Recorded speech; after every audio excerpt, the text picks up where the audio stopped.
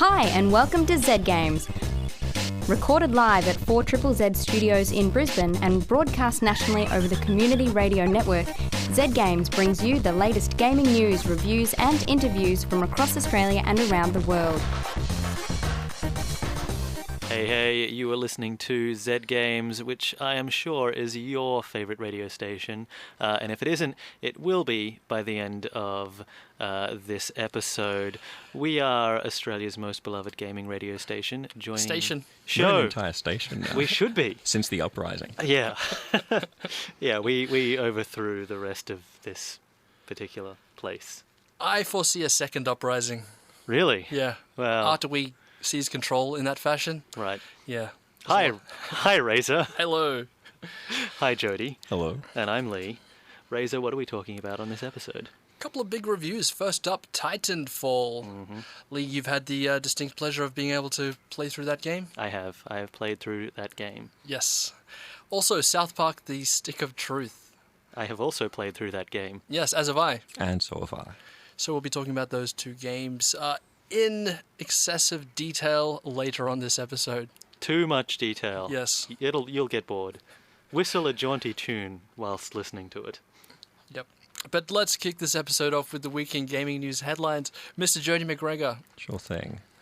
Sony has revealed a prototype for a virtual reality system called Project Morpheus. The device was unveiled at the Game Developers Conference 2014 and features 1080p resolution with a 90-degree field of view and 360-degree head tracking. The device features surround sound capabilities and will allow the user to plug in their own headphones using a standard mini jack. No release plans or pricing was given. It certainly looks futuristic.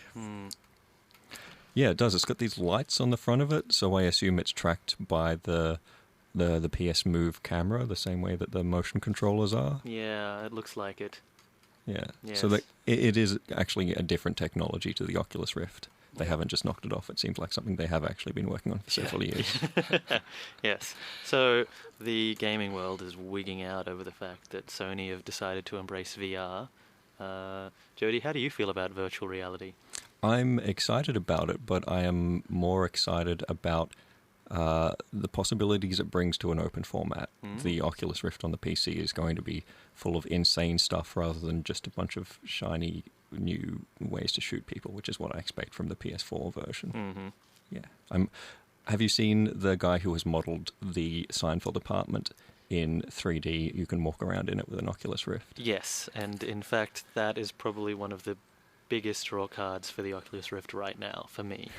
Obviously. That and the game where you play a dolphin who is trying to cheat on a school test, and you have to lean your head out to look at the other dolphin school children's answers. Yeah, and distract the teacher by throwing objects around the room. Yeah. See, you won't get that on a PlayStation. No. You won't get anything that ridiculous, and I want ridiculous. Yeah, they'll put guns in those dolphins' hands at the very least. Yeah, you'll be murdering all of the characters from Seinfeld. Yeah. SimCity will finally be playable offline, as a patch adding an offline single-player mode is being made available throughout this week. The offline mode will be optional, and previously saved cities will not be affected by the update. SimCity's launch last year was met with outcry when the game was revealed to be online only, leaving thousands of players unable to play when the servers became congested. Only a year later. Yes. They said it was impossible. So well done for achieving the impossible. Yeah, that's right. We should get these engineers to, probably focus their time on perpetual motion, just even free, renewable energy of an unlimited nature. A staircase to the moon? That would be good. Yeah. Some kind of money tree. There are a lot of options here. All Guitar Hero, DJ Hero, and Band Hero DLC, as well as the Guitar Hero mobile game, will become unavailable beginning the 31st of March. The servers will stay online and all content remain playable, but players will no longer be able to purchase new content. Select songs will be discounted by 50% as a thank you to fans. Yeah, I think this is just the closing of a chapter. In a book that has been long forgotten. So all those Guitar Hero guitars are now they're filed away somewhere with the Ark of the Covenant, right? Yeah, look, I think Rock Band is still going strong from all reports I've seen, and Rocksmith, the one that actually uses the real guitar, is actually a thing now. So it looks like poor old Guitar Hero has just been lost by the wayside. The granddaddy of them all. Abandoned. Put out to pasture. Mm-hmm. Xbox's Chief Product Officer and Vice President Mark Whitten has left his position at Microsoft. Whitten is a 14-year veteran of the company who had a hand in launching all 3 Xbox consoles, as well as Xbox Live. His successor has yet to be appointed. Whitten has reportedly joined the leadership team at Sonos, a consumer audio company. So that seat is available right now. Do you think that between the 3 of us, we have the expertise required to hold that post? Sure. Absolutely not. No. But it would be nice, though, right? Sure. And Because we could hang out with Major Nelson, right? That's Yeah. why you want this job. yeah, and also I want to be able to like stand on the podium at E3 and talk about how excited I am about the Xbox One. You want to be the person who decides who gets the Doritos, Yes, not the person who just eats them. that's right. On a serious note, though, do you think that the fact that Mark Whitten has left and then last week Jack Tretton, the big boy at Sony, left, do you think this could be like a preemptive jumping of ship because they're predicting like a huge downturn in the console market, like it's just going to crash and burn? They're getting out early? Or maybe that the guys who founded both of these series of consoles are now of retirement age, because they both started at the same time doing the same thing. It is convenient that they both left at the same time, though, just so that they, neither one has an advantage now. They're back, at that same reset state. That's true, although Sony they had a guy lined up to take Jack Tretton's place, whereas Microsoft have an empty seat now. Maybe Microsoft are going to sneak that guy away, grab him for their seat. Sony shouldn't have announced that. They just put a big target on that guy. They'll throw money at him. A new Gauntlet game is in development. Arrowhead, the team behind the Gauntlet-inspired Magicka, will be handling the reboot. The original game, released by Atari in 1985, is regarded as being the first multiplayer dungeon crawler. Very excited. Yeah. Yeah. The trailer actually does look pretty good. I've not seen the trailer yet, but I just love Gauntlet. Yeah, it is a very modern-looking action RPG, but it still has that same top-down view, and it still has the Valkyrie and the warrior and the elf. And I really hope that they still have to eat food Yeah, to get their health back. because I want to hear that announcement again. Hmm. Yep, Elf needs food badly. that's right. Angry Birds Epic is available this week to iOS users in Australia and Canada. It's a turn-based RPG based on the Angry Birds mega franchise. Versions for Android and Windows Phone 7 are scheduled for release later this year. Cool. It's a JRPG, right? It's Final Fantasy with Yeah, Angry Birds and versus pigs. yeah. That's weird It's odd, as a direction to take with that Yeah, it is franchise. strange. but they've already done a kart racing game, so Oh, did they? JRPG is the next genre. They're that just they need crossing to- them off the list. Yeah, and it's Yeah. been like a physical board game already. It's probably a cake, so Mhm. they've got to do first-person shooter, Yep. and then maybe a soccer game, and probably like a space thing where you have a planet of angry birds that you build all the spaceships and conquer the rest of the galaxy, and then they'll be done. How about Angry Birds Star Wars Epic? Yes. Okay. Now I've got your attention. Yeah. Yep. The announcement of Roller Coaster Tycoon 4 Mobile has been met with a resounding thumbs down from fans. A trailer launched alongside the announcement for the game has 193 likes and over 6,200 dislikes on YouTube as we go to air. Atari's official Twitter account mentioned that a PC version is also in development, with a release scheduled for sometime this year. Imagine being Atari and having worked away on your, probably not great mobile version of a classic PC game for however long, and then you see that EA launch an awful bastardized version of Dungeon Keeper, and everyone gets angry, and you know that you still have 2 months to go before you experience exactly the same awful shouting match.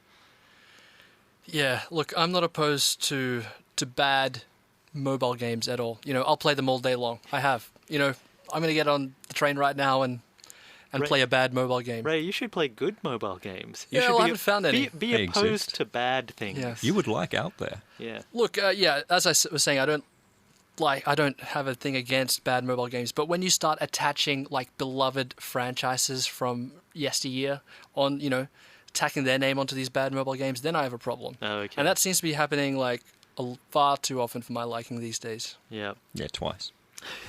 That's enough. It's setting a precedent. A free add-on for Plants vs. Zombies Garden Warfare is out this week. The Garden Variety Pack adds a new map, a new game mode, and numerous character customization options. Last week, Zed Games reviewer Candy said the game was so much fun I want to go home and play it right now. And she's not here right now. So she was right. Yeah. She didn't lie about her feelings. You're listening to Zed Games, and Lee, you have been playing a first-person shooter featuring rather nimble combatants and huge towering mechs called Titanfall. Yes. Yes, I have. Yes. Titanfall is out right now on the PC and the Xbox One. It has a 360 release coming eventually, but it is by Respawn Entertainment. And yes, as you mentioned, it is a first-person shooter where you play as a nimble little soldier known as a pilot, who is also teamed up with a massive robot called a Titan. It is a multiplayer-only affair, and you play in a 6 versus 6 arrangement, you and 5 other people versus 6 other dudes, and it is an evolution of a lot of ideas that were kind of introduced in the Call of Duty series, particularly Modern Warfare, because Respawn was created by the lead designers there who left under dubious circumstances to make their own robot game. And it is a heck of a lot of fun. I have been investing much of my time, too much really, into getting online and shooting other dudes with various guns and giant robot guns as well. Is it as fun being a regular dude with a gun as it is actually getting to be inside the robot when you do get to be inside a robot? Yeah, it actually is, and that's a very good question, and a good thing that they have nailed right out of the gate. You have a jetpack that allows you to you're a little bit more nimble than most. You can double jump and you can just parkour around the environment and run along walls and then leap from there onto the ceiling. You have a great deal of movement, particularly vertical movement, which is just a wonderful thing to suddenly discover in a first-person shooter. That you have to pay attention to the windows and the rooftops, and it is a magnificent thing to be able to watch dudes running around in the street thinking that they're nigh invincible and then shoot them from a roof and then run away laughing. And so it's a matchup between these constantly moving little, Spider-Man guys and massive, lumbering armed tanks. So there's a really interesting flow to the way that the battles play out. Especially initially when no one has a Titan. Everyone gets access to a robot, but it takes about 2 minutes before your robot is launched into the game, and you can speed that along by shooting your opponents or these grunt soldiers that are just kind of gormless computer-controlled guys running around on the map as well.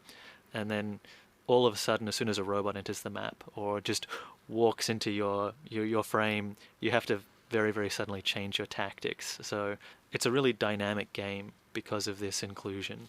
So what happens when you're an ordinary guy with a gun and a Titan suddenly runs around the corner? Are you just screwed, or do you actually have a chance? You have a number of things that you can do as a soldier. You are always armed with an anti-giant robot gun, which Convenient. could be...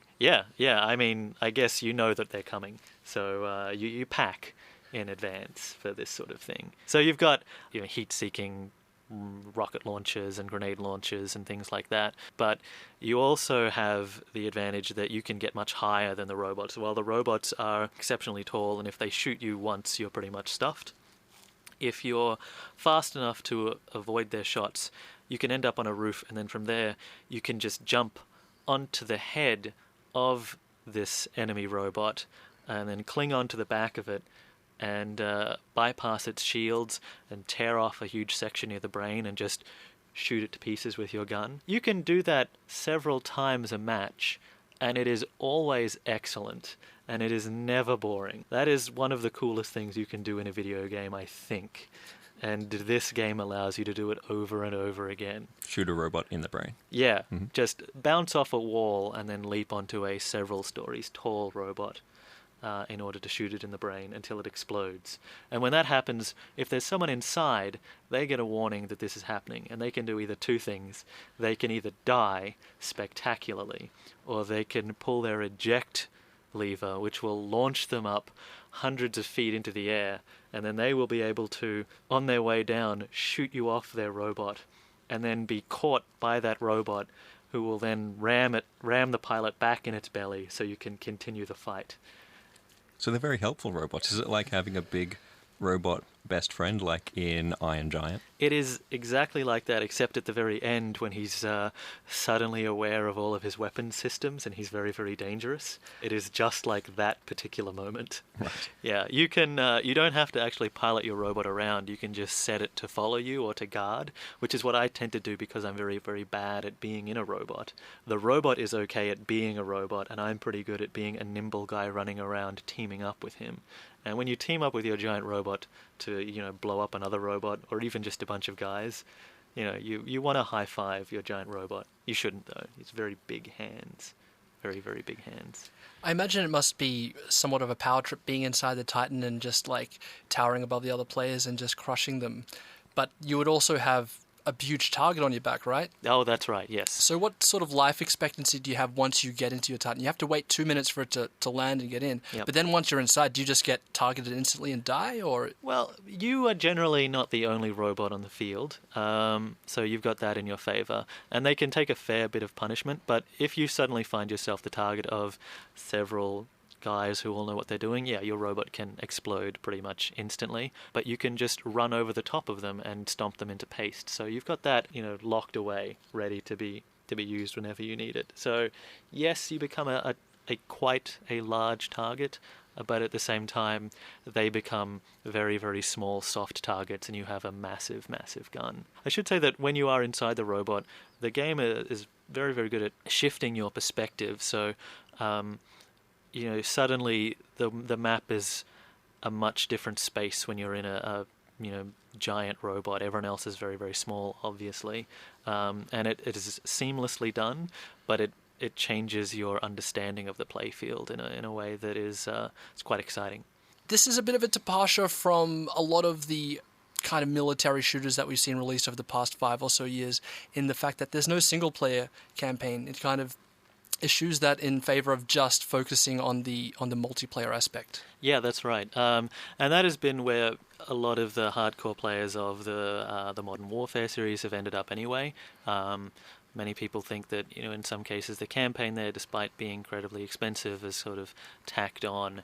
And so it's interesting to see that Respawn have decided in this case that that's all they're going to do is just, have this be a multiplayer affair, but then also to break with a number of other traditions there as well. The matches are, as I say, they're much smaller.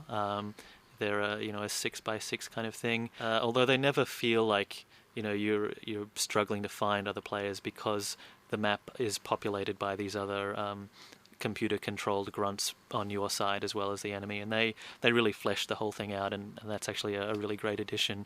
The problem that arises from it being a multiplayer-only game is that you then have to, in this day and age, deal with who's going to be hosting the game, and then how players then find the match that they want to get into. And Respawn, EA and Microsoft have all worked very hard in the last week or probably more than that, to get some localized servers available for Australia. Initially we were going to be playing on the Singapore servers. When the game first launched, that was the case, and I would not have been able to recommend the game as strongly at that point, because there was just such an obvious amount of lag, and in a game that is so finesse based, it becomes difficult to deal with. But now that we have Australian servers, you should have a fairly smooth connection there. Although I have heard reports that people who are using Optus as their internet provider are having difficulty connecting altogether. So good luck with that. It seems like up front it's instantly fun. Mm-hmm. You can jump in and have fun straight away, but what do you think are the long-term prospects for this game? Do you think there's enough depth there to get a huge player base and sustain it? Well, there are 15 maps that are available. They are all pretty good, but I couldn't tell you really the names of any of them because the way that the matches are set up, you don't actually get to determine which map you're going to play on. It's just sort of you jump into a game based on this particular style and it picks all of that stuff for you. There are only a handful of unlockable weapons once you get through the game. There are other collectibles that you can get called burn cards that allow you to, with each life that you've got, you might be able to, have prosthetic legs so you jump faster, or, you gain more points from killing titans, things like that. And those definitely change up your play in a very small way. But it's hard to pick how long this community is going to stick around. It might be something where, like Team Fortress 2, for example, for a good while had only the same maps and only the same classes and only the same weapons, and people were playing that for months and months and months before Valve decided that they needed to change it up. And this could be the case here, but my concern is that the community are going to quickly tire of the limited amount of new things that they can actually access. And as fun and immediately fun as all of the actual, the movement and the shooting and the giant robots is, it might not have that depth that something like Modern Warfare has. You can only have so many combinations of robots and guns and your pilot loadouts as well. So it's kind of hard to predict. I think that in the at this very early stage, it is well worth jumping on board, because the other advantage that you have over, say, again, Call of Duty, is that everyone is kind of new to this. It's a very fresh gameplay feel, so you're not going to be jumping into a game where there is this legacy of gameplay styles and control configurations that will make the old school significantly better at it than if you are still kind of fresh to the genre. So, if anything has grabbed your attention out of this, crazy giant robot fight, I think that there's enough there to excite you, but I couldn't really say how long your attention will be held by it. Long enough, I would say, to feel like you're getting your money's worth. Okay, we have been talking about Titanfall, which is out now for the PC and Xbox One. Next up, we'll be talking about South Park: The Stick of Truth. Hello and welcome back to Zed Games. You just heard Isaac Hayes with Good Love from South Park. South Park has had a lot of video games over the years, and they've pretty much all been balls. Yeah, like utter balls. Yeah.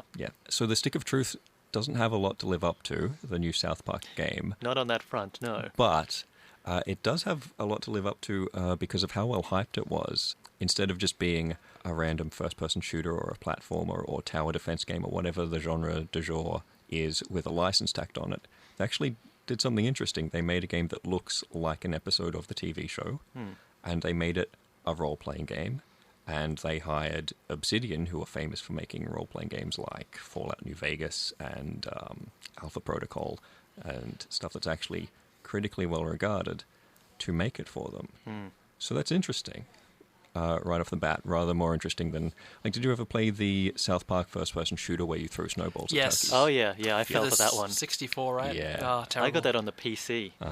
It was rubbish. Yes, it was. Yeah, they used the Turok Dinosaur Hunter engine and then repainted all of the dinosaurs to look like turkeys. Well, the big problem there was that it just didn't look like the show. I mean, they kind of had an approximation of the character models, but it was all in like 3D, but that's not how the show looks. No. Yeah, if any show could easily be recreated visually in a video game, it's South Park. Yep. And yet, they haven't got it right until now. And they have. The Stick of Truth looks like you have just wandered into an episode of the TV show and are wandering around the town interacting with the characters. There's an episode where the kids have just watched Lord of the Rings, and they're all obsessed with it, and everybody dresses up as elves and dwarves and gets into this huge overblown quest. And basically it's that story as a role-playing game, with the kids split up into humans and elves on opposite sides of the town, and the boys are at war with each other. And you stumble into this as the new kid in town who has just moved in, and you're only You can enter your name at the start of the game, but Cartman just calls you douchebag, so that becomes your name, which is a cute touch. You can type in your name, and I don't think it ever has any effect. No one ever uses it in the entire game. If you're lucky, you get called a new kid, but 90% of the time you're douchebag until you level up, and then you're so douchebag. It's loving, though. You know? Yeah. Yeah. You do get to be the hero. Yes. You're the chosen one who has wandered in, and you get to side with the humans or the elves and partake in a parody of all of the epic quests that you get in a game like Skyrim. There's some pretty explicit references to you being the Dovahkiin. Only your dragon shouts aren't shouts, they're farts. Yeah. Because it's South Park. And farts are funny. Yes. Yes. I think that the concept of an RPG based on children role-playing is in itself a strong enough concept for a game. I don't think it necessarily needs the South Park brand attached to it, but it actually lends like a particular magic to this game, doesn't it? Yeah, it makes it very easy to swallow a lot of the gameplay tropes that would otherwise be kind of annoying, especially when they do some hand-waving at the very start, when Clyde is complaining about the fact that he has to wait his turn, and Cartman says, no, I know it sucks, but this is how they did things in medieval times. You have to wait your turn. Yeah, referencing the turn-based combat that they had in the 14th century. That's right. Yep. You even get quests, like if you wander into the pub, they don't say, why are you in here, you're a kid. They say, look, I got some rats in the basement and there's a health code violation. Don't you adventurers kill rats in basements of pubs? And you go and you kill all of the rats in the basement of the pub, just like you did in Morrowind or a million other video games. This is actually one of the first times that I can think of where a video game has had a great deal of jokes about other video games, and I haven't wanted to pull my eyes out. I think for a fan of the series, they are in for an extra special treat here, because for me this isn't really an adaptation. It's more of an extension of the original creators' work. I mean, the two creators of South Park, Trey Parker and Matt Stone, were involved from start to finish. They wrote every line of dialogue, and it's fully voiced by them. I mean, this isn't just a bunch of guys adapting their work. This is, for all intents and purposes, a 3-part episode of South Park. Yeah. It goes for 15 hours. Yeah. Yeah, I think at its very best, it does a really good job of immersing you in that setting and in that world. And I think that's probably what Obsidian have brought to this idea that, the simulation exists in, just enough to fool you into thinking that it continues when you're not there. And they break things up in a really interesting way by having, at the kind of the dramatic height of a lot of the quests, suddenly you're reminded that you're actually a kid and you are just, playing in the backyard and you have to go home and go to sleep. And because of that, they have just made it, in a way that I was not expecting to feel like I was an actual kid who has moved into South Park, and South Park is a real place. And suddenly we get to know like the geography of South Park. Like we know where Kyle's house is in relation to Cartman's house, where in relation to the school and the mall and Jimbo's gun shop and all that. Like those are all mapped out, and you really feel like South Park is a living, breathing place. That's very true. Now, Jody, speaking of smooth segues, you hate the combat. Yeah, I do. I find the combat tedious because, well, the things you can do are funny the first time. Out of all the classes you can choose, I chose the mage, thinking that casting spells by pretending to cast spells would be funny. So, like, your lightning bolt is that you throw a bucket of water on someone, then pull out a car battery and touch the wires together. That's hilarious. Classic. Once. Yeah. But for most of the game, you have like 3 spells, so you're just watching those same animations over and over again, and I found that pretty boring. It also does the JRPG thing, the Final Fantasy thing of having turn-based combat where you just line up opposite each other and take your turns. There's no movement or any of the tactical interesting things that come with turn-based combat in a game like XCOM. And also the tapping to block attacks. You have to precisely time your block with this little shiny thing that appears around your feet. So you do spend half your time staring at feet. Yeah. And that is also what contributes to me being bored. I don't have a particular issue with the combat. I admit that it is a bit repetitive, but as someone who isn't offended by JRPGs or South Park. I found it, quite entertaining for most of it. Yeah, I'm someone who is offended by JRPG combat generally, but this I found engaging enough. I thought that the active stuff that you have to do for your special attacks, tapping different buttons in order to have different effects, and also timing your blocks.